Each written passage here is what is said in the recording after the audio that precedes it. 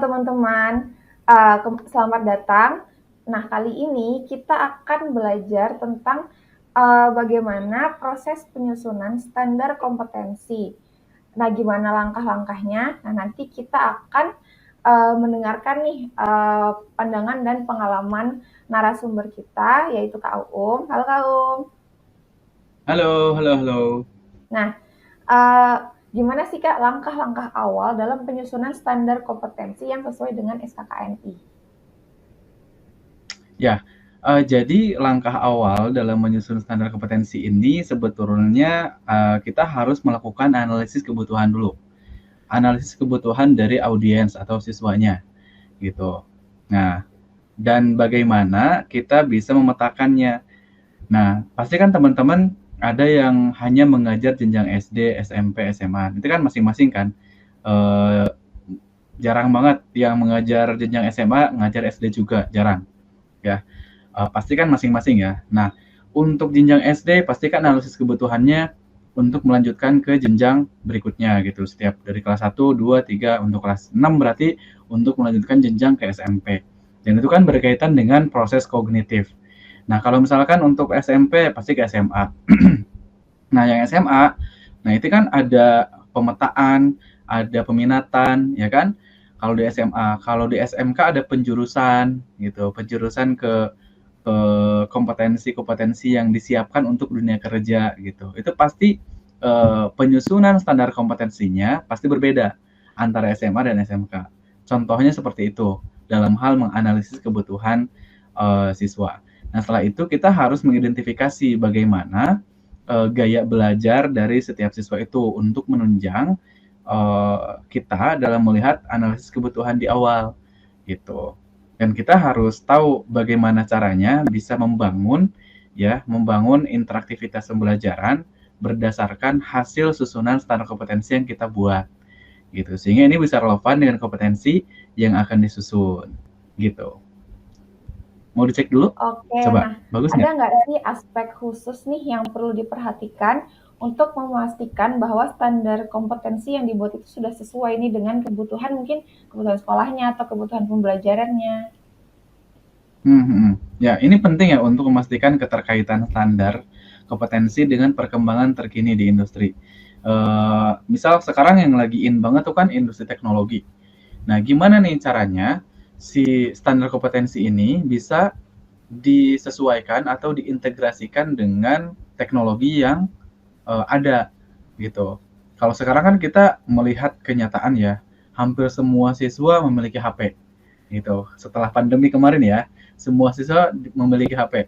Nah, gimana caranya kita mengoptimalkan teknologi itu dalam proses pembelajaran? Tentunya itu harus dicantumkan dalam standar kompetensi yang kita buat gitu dari tujuan pembelajarannya gitu. Kemudian dari standar kompetensinya. Nah, kemudian kita coba validasi melalui konsultasi dengan para pemangku kebijakan atau dengan kurikulum di sekolah, pihak kurikulum sekolah, ya, atau dengan kepala sekolah juga, nggak apa-apa, kita konsultasikan. Ini memungkinkan nggak untuk dijalankan gitu. Karena memang ini perlu kesepakatan secara bersama supaya memastikan standar kompetensi ini sesuai dengan perkembangan zaman yang sedang in pada saat ini, gitu. Oke, nah kan dalam sebuah standar kompetensi itu nggak hanya mungkin nggak hanya rancangan kurikulumnya aja nih, tapi ada yang namanya instrumen assessment. Nah, gimana sih Mhm. proses pengembangan instrumen assessment sehingga instrumen assessmentnya itu sesuai nih dengan standar kompetensi yang sudah ditetapkan sebelumnya. Hmm, oke. Jadi FYI ya, jadi ada informasi. Jadi asesmen itu ada 3 jenis ya. Yang pertama ada asesmen di dalam proses pembelajaran. Kemudian ada asesmen formatif, ya, ada asesmen yang di akhir seperti ujian. Nah, di ujian di akhir. Nah, yang paling penting itu adalah kita harus merancang si asesmennya. Instrumennya itu apa? Nah, ini kan instrumennya bisa bermacam-macam, tergantung jenis asesmennya. Kalau asesmennya itu asesmen akhir, ya terkait ujian gitu ya, menguji di akhir itu kan berarti instrumennya adalah soal-soal, ya, melalui soal-soal yang kita ujikan entah itu PHS atau UAS. Nah, tapi kalau misalkan asesmen formatif pada saat proses pembelajaran itu adalah instrumennya rubrik. Rubrik penilaian yang melihat keaktifan atau keterlibatan siswa pada saat proses pembelajaran gitu. Jadi setelah standar kompetensi diformulasikan, dibuat, nah maka ini harus dirancang instrumen asesmen yang sesuai dengan kebutuhan siswa tadi yang telah kita analisis itu kayak gimana. Yang penting harus bisa diukur gitu. Sehingga proses ini tuh melibatkan pembuatan tes, proyek atau tugas yang mencerminkan kompetensi yang diinginkan.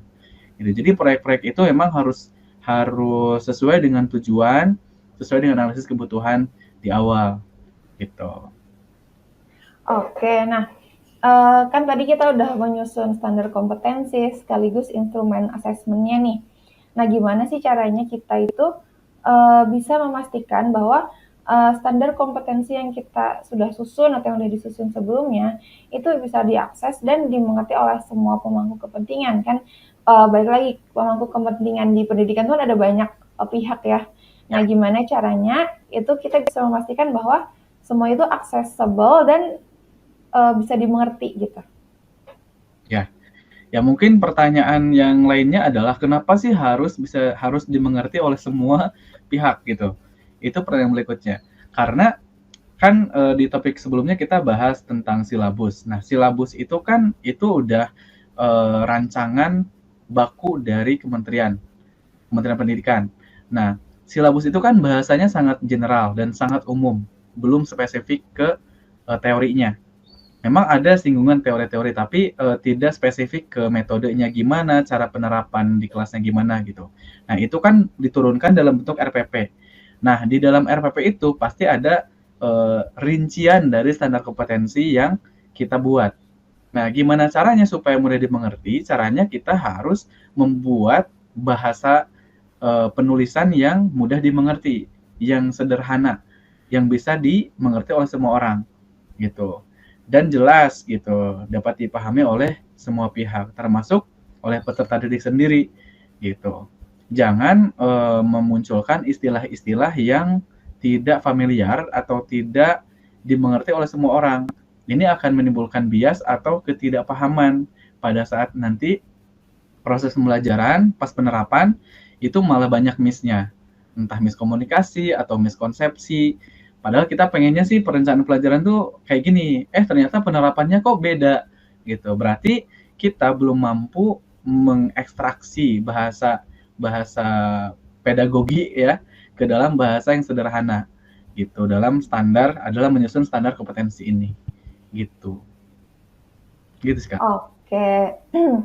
Jadi gitu ya teman-teman, bagaimana proses penyusunan standar kompetensi itu dilakukan.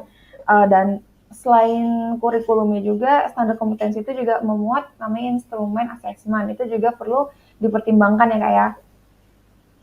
Nah, mungkin sesi kali ini sampai di sini dulu. Semoga wawasan dari narasumber kita ini memberikan pengetahuan yang lebih dalam nih kepada teman-teman tentang pentingnya bagaimana menyusun standar kompetensi yang relevan dengan kebutuhan pendidikan. Terima kasih sudah menonton video ini. Sampai jumpa di video selanjutnya.